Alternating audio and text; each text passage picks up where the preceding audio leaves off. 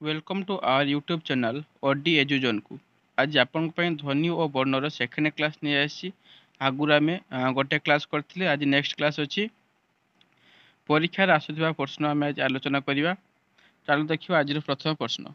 फुसफुस आसुवा वायु निर्गत होगा बेले मुखर जो जो अंश को स्पर्श करे ताकू कौन कहती। फुसफुस आसुवा वायु निर्गत होगा बेले मुखर जो जो अंश को स्पर्श करे ताकू कौन कहती। वायुद्वार, मुखगुहर, स्वरजंत्र, कथन अंग। तेज यार सठिक उत्तर होउछि कथन अंग। Next question. कचट तप। कचट तप एथिरु तालव्य वर्ण केउठी। कचट तप एथिरु तालव्य वर्ण केउठी। ऑप्शन ए क, ऑप्शन बी च, ऑप्शन सी ट, ऑप्शन डी प। तेज यार सठिक उत्तर होउछि ऑप्शन बी च। च होउछि तालव्य वर्ण। Next question. करुथाई दंत्य वर्ण उच्चारण। करुथाई दंत्य वर्ण उच्चारण यह पढ़ाइबा बेले आमे क्यों क्यों वर्ण को निर्देश करिबा।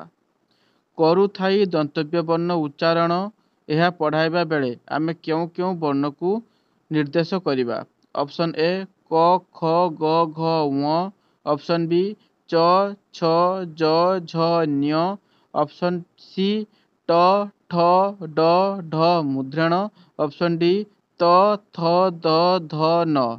तब यार सठिक उत्तर होची ऑप्शन डी त थ द ध न।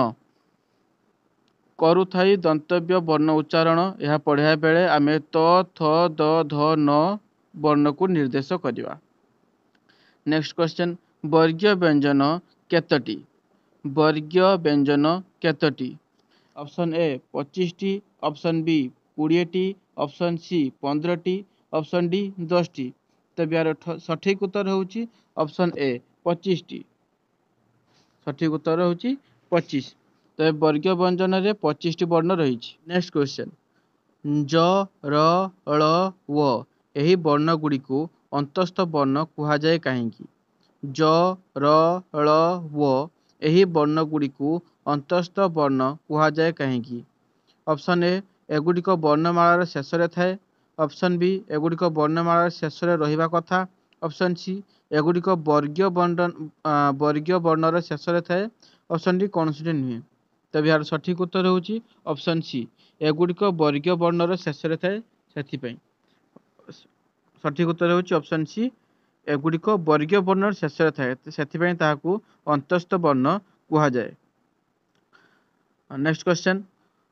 निम्न ध्वनि मानकरू केउठी नासिक ध्वनि नुहे। केउठी नासिक ध्वनि नुहे। ऑप्शन ए ग, ऑप्शन बी व, ऑप्शन सी म। तब यार सठिक उत्तर होची ऑप्शन ए ग। ग ग आमे उच्चारण करला बेले ताहा नाकर कोनोसी व्यवहार होई न थाए, तेणु नासिक ध्वनि नुह। Next question. निम्न वर्ण मानक मध्यरु उष्ण वर्ण केउठी। निम्न वर्ण मानक मध्यरु उष्ण वर्ण केउठी। ऑप्शन ए ज, ऑप्शन बी तालवेश, ऑप्शन सी र, ऑप्शन डी घ। तब यार सठिक उत्तर होची ऑप्शन बी तालवेश। तालवेश गोटे उष्ण वर्ण। तालवेश गोटे उष्ण वर्ण। Next question. केउठी ठीक बाछ। बाड़, कढ़, धड़ी, डबा। बाड़, कढ़, धड़ी, डबा। तबे ठीक होची बाढ़। बाढ़ होची ठीक शब्द। Next question. आम वर्णमालार शेष वर्ण किए। आम वर्णमालार शेष वर्ण किए। ऑप्शन ए औ, ऑप्शन बी ह, ऑप्शन सी म, ऑप्शन डी क्ष। तब आम वर्णमाला ओडिया वर्णमालार शेष वर्ण होची क्ष। ऑप्शन डी क्ष होची सठिक उत्तर। Next question. क ठारू क्ष पर्यंत वर्ण को आद्य रखी जो कविता लिखा जाए ताकू कौन कहती। क ठारू क्ष पर्यंत वर्ण को आद्य रखी जो कविता लिखा जाए ताकू कौन कहती। ऑप्शन ए चौतीसा, option B Keshaba Koili, option C जणाण, ऑप्शन डी भजन। तब यार सठिक उत्तर होची चौतीसा। क ठारू क्ष पर्यंत वर्ण को आद्य रखी जो कविता लिखा जाए ताकू चौतीसा कहा जाए। Next question. स्वतंत्र युक्त वर्णटी किए चिन्हाओ। स्वतंत्र युक्त व्यंजनटी किए चिन्हाओ। स्वतंत्र युक्त व्यंजनटी किए चिन्हाओ। स्ट्र, ध, स्ठ, कई। तबे स्वतंत्र युक्त वर्णटी होची ध। ध होची स्वतंत्र युक्त वर्ण। नेक्स्ट क्वेश्चन, युक्त व्यंजनटी चिन्हाओ। युक्त व्यंजनटी चिन्हाओ। ऑप्शन ए क, ऑप्शन बी ग, ऑप्शन सी च, ऑप्शन डी स्प। तो सठिक उत्तर होची ऑप्शन डी स्प। नेक्स्ट क्वेश्चन, नंदन। नंदन एही शब्द रे थिबा दुईटी न मध्यरु निरुनासिक। निरुनासिक किए? प्रथम न, शेष न, केउठी नुहे, उभय न। तेबे नंदन एही शब्द रे थिबा दुईटी न मध्यरु निरुनासिक शब्दटी हेउची न। निरुनासिक वर्णटी हेउची शब्द नुहे, वर्णटी हेउची न, प्रथम न। अर्थ प्रकाश करुथिबा गोटिए वर्ण बा वर्णर समष्टि को कौन कहती? अर्थ प्रकाश करुथिबा गोटिए वर्ण बा वर्णर समष्टि को कौन कहती? ऑप्शन ए अक्षर, ऑप्शन बी लिपि, ऑप्शन सी शब्द, ऑप्शन डी वाक्य। तेज अर्थ प्रकाश करुथिबा गोटिए वर्णर समष्टि को कौन कह जाए ना शब्द कह जाए। अर्थ प्रकाश करुथिबा गोटिए वर्ण बा वर्णर समष्टि को शब्द कह जाए। नेक्स्ट क्वेश्चन देखिबा, गोटिए शब्दरू गोटिए बा केतोटी वर्ण बाहर करि नेले ताहा शब्दर केउ गुण को क्षुण्ण करे? गोटिए शब्दरू गोटिए बा केतोटी वर्ण बाहर करि नेले ताहा शब्दर केउ गुण को क्षुण्ण करे? ऑप्शन ए सार सौंदर्य हानि हुए, ऑप्शन बी उच्चारणगत त्रुटि, ऑप्शन सी अर्थ प्रकाश करि नथाए, ऑप्शन डी किछि क्षुण्ण हुए नहीं। तेबे यार सठिक उत्तर होउची ऑप्शन सी अर्थ प्रकाश करि नथाए। सठिक उत्तर हेउची ऑप्शन सी, गोटिए शब्दरू गोटिए बा केतोटी वर्ण बाहर करि नेले ताहा शब्दर अर्थ प्रकाश करि नथाए। नेक्स्ट क्वेश्चन, जेउ शब्द रे कौनसी प्रत्यय जोग होई नथाए ताकू कौन कहती? जेउ शब्द रे कौनसी प्रत्यय जोग होई नथाए ताकू कौन कहती?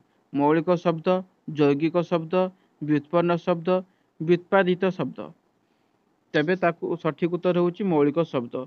जेउ शब्द रे कौनसी प्रत्यय जोग हो नथाए ताकू मौलिक शब्द कहा जाए। निम्न शब्द मानक मध्यरु केउठी मौलिक शब्द जो प्रत्यय व्यवहार होई नथिवो सेटा मौलिक शब्द?